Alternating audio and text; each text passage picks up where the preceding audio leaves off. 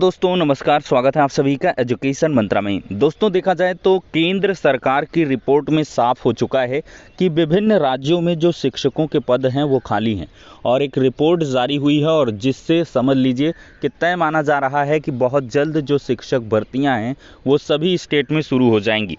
और दोस्तों इस रिपोर्ट में देखा जाए तो यूपी और बिहार में जो पदों की संख्या है वो लाखों में बताई जा रही है। कारागार विभाग में देखा जाए तो 3500 पदों पर नई भर्ती होगी और यूपी पीसीएस 2022 में बेटियों ने बाजी मारी है। तो चलिए दोस्तों सारी अपडेट्स को एक साथ डिटेल्ड में देख लेते हैं। तो यहाँ पर दोस्तों देख सकते हैं सरकार ने राज्यों को दिशा निर्देश जारी किए। देश में 9,80,000 से अधिक पद खाली हैं। स्कूलों में शिक्षकों के रिक्त पद समयबद्ध तरीके से भरे जाएं, ऐसा केंद्र सरकार कहती है। दोस्तों देखा जाए तो केंद्र सरकार ने राज्यों से कहा है कि स्कूलों में खाली पड़े पदों को जल्द से जल्द समयबद्ध तरीके से भरा जाए। केंद्र सरकार चाहती है कि न्यू एजुकेशन पॉलिसी के तहत जो छात्र शिक्षक अनुपात है 30:1 के आधार पर हो जाए और इस संबंध में केंद्र की ओर से राज्य सरकारों को दिशा निर्देश जारी कर दिए गए हैं। देखा जाए समिति ने जारी की थी रिपोर्ट। तो हाल ही में संसद की स्थायी समिति की एक रिपोर्ट में पता चला था कि विभिन्न राज्यों में शिक्षकों के 62 लाख से अधिक पद स्वीकृत हैं, जिनमें से 9,80,000 से पद ज़्यादा जो है सरकारी स्कूलों में खाली हैं। संसद की स्थायी समिति की रिपोर्ट से पता चला है कि प्राथमिक स्तर यानी कि कक्षा 1 से 8 में 7,40,000 से अधिक शिक्षकों के पद रिक्त हैं, जबकि माध्यमिक में यानी कि 9 से 10 में 1,60,000 और उच्च प्राथमिक में 92,000 से अधिक पद रिक्त हैं। दोस्तों देखा जाए तो यहाँ पर दिया भी है कि बिहार में 1,87,000 तो यूपी में 1 लाख से अधिक पद खाली। देखा जाए तो वर्ष 2022 की स्थिति का हवाला देते हुए एक रिपोर्ट में कहा गया कि बिहार में 1,87,000 पद और उत्तर प्रदेश में 1 लाख से अधिक शिक्षकों के पद खाली पड़े हैं। इसके अलावा देखा जाए तो झारखंड में 77,000, पश्चिम बंगाल में 55,000, मध्य प्रदेश में 69,000 और छत्तीसगढ़ में 38,692 पद रिक्त हैं। विभिन्न राज्य सरकारों ने सूचना दी है कि उनके यहाँ भर्तियाँ समयबद्ध या चरणबद्ध तरीके से चल रही हैं। सेवानिवृत्ति की वजह से भी पद रिक्त होते रहते हैं। तो सबसे बड़ी बात है कि उत्तर प्रदेश में कहाँ चरणबद्ध तरीके से भर्तियां हो रही हैं, ये अवश्य ही एक चिंताजनक विषय है।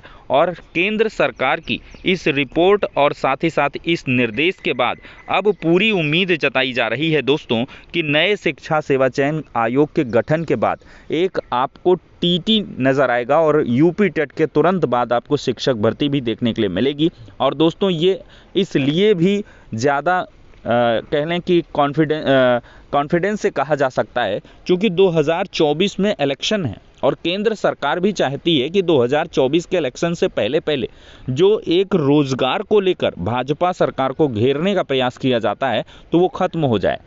हालांकि रोजगार दिए गए हैं लेकिन उतने मात्रा में नहीं दिए गए जितने कि खाली पद हैं। तो खाली पदों को अगर पूरा भर लिया जाए तो अवश्य ही यहाँ से एक बढ़िया बूस्टअप मिल सकता है।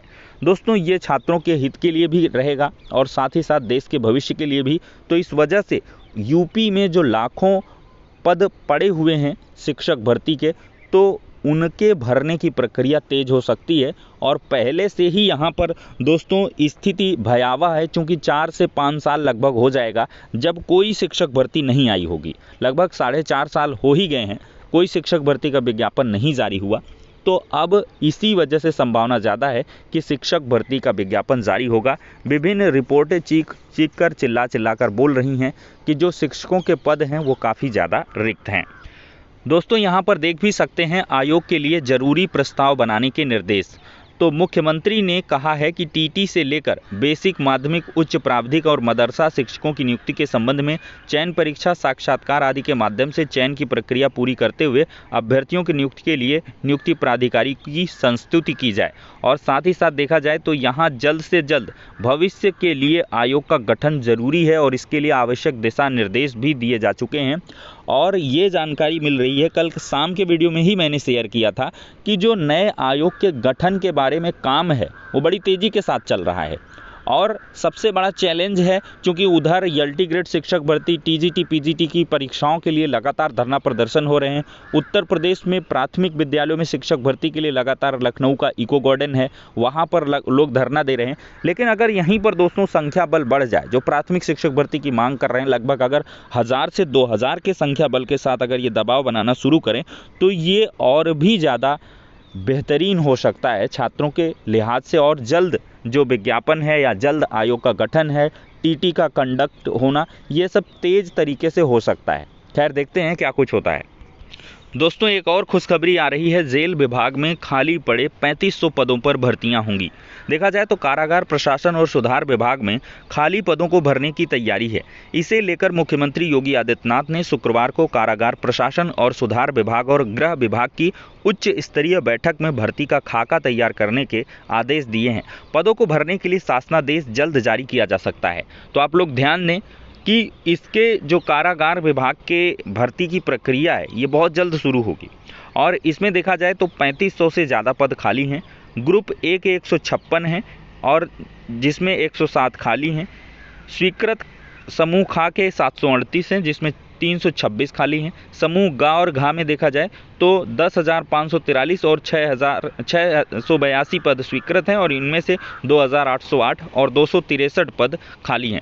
चिकित्सा अधिकारियों के पदों पर भी जो तैनाती है वो होगी। चिकित्सा अधिकारी के 153 पदों के सापेक्ष जो 36 पद खाली हैं, इन पदों पर तैनाती चिकित्सा एवं स्वास्थ्य विभाग की ओर से की जाती है। इस बारे में पत्र भेज दिया गया है। इसके साथ ही फार्मासिस्ट के 149 पदों के सापेक्ष 89 पद खाली हैं, जिसके लिए UPSSC को अवगत करा दिया गया है। दोस्तों एक और शिक्षक भर्ती की तैयारी है, लेकिन ये मानदेय पर होगी। मानदेय पर रखे जाएंगे 850 संस्कृत शिक्षक। सहायता प्राप्त माध्यमिक संस्कृत विद्यालयों का मामला है। शिक्षा निदेशक ने प्रस्ताव शासन को बनाकर भेज दिया है। तो प्रदेश के सहायता प्राप्त संस्कृत माध्यमिक विद्यालयों में नियमित शिक्षकों की नियुक्ति फंसने के कारण इस सत्र में भी 850 शिक्षकों को नितांत अस्थायी तौर पर मानदेय पर रखने की तैयारी है। इस संबंध में माध्यमिक शिक्षा निदेशक महेंद्र देव की ओर से शासन को प्रस्ताव भेज दिया गया है। इन शिक्षकों के मानदेय पर एक वर्ष में 15 करोड़ रुपए से अधिक का खर्च होने का अनुमान है। कल दोस्तों UPPCS का 2022 का रिजल्ट आ चुका है। कड़ी मेहनत का कोई तोड़ नहीं है और फौजी की बेटी ने टॉप किया है। डिप्टी कलेक्टर बनी ज्योति के पिता चलाते हैं पान की दुकान। तो यहाँ पर टॉप 10 में देखा जाए तो बेटियों ने बाजी मारी है। टॉप 10 में से जो 8 मतलब रैंक है वो लड़कियों ने अपने नाम की हैं। यहाँ पर दोस्तों देख सकते हैं पहले रैंक पर दिव्या सिकरवार हैं, दूसरे पर प्रतीक्षा पांडे, तीसरे में नम्रता सिंह, चौथे में आकांक्षा गुप्ता, यानी कि 1, 2, 3, 4 चारों पोजीशन लड़कियों ने होल्ड कर ली।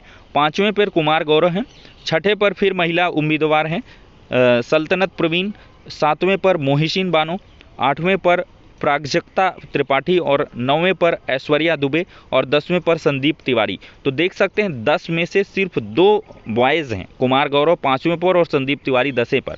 बाकी जो 10 में से 8 रैंक है वो लड़कियों ने अपने नाम की है। ये बहुत ही बेहतरीन बात है और महिला सशक्तिकरण की ओर इशारा कर रहा है कि आने वाला जो समाज है, आने वाली जो दिशा और दशा है वो गर्ल्स के द्वारा ही तय होने वाली है और यही समाज को आगे ले जाकर जो है एक अच्छी छाप छोड़ेंगी पूरे समाज में, देश में और विदेश में भी। दोस्तों देखा जाए तो शिक्षा मित्रों के नियमितीकरण और साथ ही साथ मानदेय बढ़ाने को लेकर लगातार जो बैठकों का दौर है वो चल रहा है और 2024 के इलेक्शन के पहले शिक्षा मित्रों के बारे में भी सरकार एक बड़ी अनाउंसमेंट कर सकती है। इसकी भी गोपनीय सूचना दोस्तों मिल रही है। तो फिलहाल के लिए दोस्तों ये हो गया आज का इंपॉर्टेंट वीडियो। पसंद आया हो तो लाइक एंड शेयर करें और दोस्तों कुछ इन्फॉर्मेशन अगर रह जा रही हैं, जैसे यहाँ पर देख लेते हैं थोड़ा सा। एरियर भुगतान और मृतक आश्रित की जो नियुक्ति है वो ऑनलाइन होगी। तो विजय किरण आनंद जी प्राथमिक विद्यालयों के जीर्णोद्धार के लिए लगातार प्रयास कर रहे हैं और किसी भी स्तर पर किसी भी शिक्षक का शोषण ना हो, आर्थिक या मानसिक किसी भी प्रकार का, इसके लिए सारी व्यवस्थाएं जो हैं वो ऑनलाइन की जा रही हैं। तो देख सकते हैं यहाँ पर अभी तक जो मृतक आश्रित नियुक्ति का मामला रहता था, ये काफ़ी पेंडिंग रहा करता था। अब इसकी प्रक्रिया ऑनलाइन होने वाली है और जो एरियर भुगतान है उसके लिए भी ऑनलाइन प्रोसेसिंग होगी और संबंधित अधिकारी की रिस्पॉन्सिबिलिटी रहेगी कि वो समयबद्ध तरीके से इनकी एप्लीकेशन पर विचार करे, या तो रिजेक्ट करे, या तो फॉरवर्ड कर दे, या तो अप्रूव कर दे। तो ये अब काम बहुत ही बढ़िया होने वाला है। दोस्तों देखा जाए तो उत्तर प्रदेश लोक सेवा आयोग 2022 का जो पीसीएस का रिजल्ट आया है, तो इसमें सीनियर लेक्चरर डाइट के बने हैं जावेद आलम। तो जावेद आलम को आप लोग बहुत लोग जानते भी होंगे। ये प्राथमिक विद्यालय में शिक्षक हैं, आपके लिए मोटिवेशन का काम भी कर सकते हैं। जो प्राथमिक विद्यालयों में एज ए टीचर काम कर रहे हैं या जो बीटीसी, डीएलएड, बीएड वगैरह कर रखे हैं, कि आप पहले से प्रिपरेशन दोस्तों करते रहिए। और ये जो समय आपको मिल रहा है शिक्षक भर्ती के पहले, ये आपको और ज़्यादा बेहतर करने के लिए समझ लीजिए समय है, एक स्वर्णिम अवसर है कि आप बेहतर कर सकते हैं। और फिर इसके बाद अगर आपका जॉब में हो जाता है तब आप पढ़ते रहें और इस प्रकार के आपको बहुत सारे सिलेक्शन देखने के लिए मिल सकते हैं। तो जावेद आलम जी को बहुत बहुत बधाइयाँ, इन्होंने फाइनली जो है पीसीएस में बाजी मार दी है 2022 में। कई बार इन्होंने इंटरव्यू दिया था, लेकिन इस बार इनको सफलता सीनियर लेक्चरर डाइट के रूप में मिल चुकी है। तो ठीक है दोस्तों, ये हो गया वीडियो, नेक्स्ट में मिलते हैं।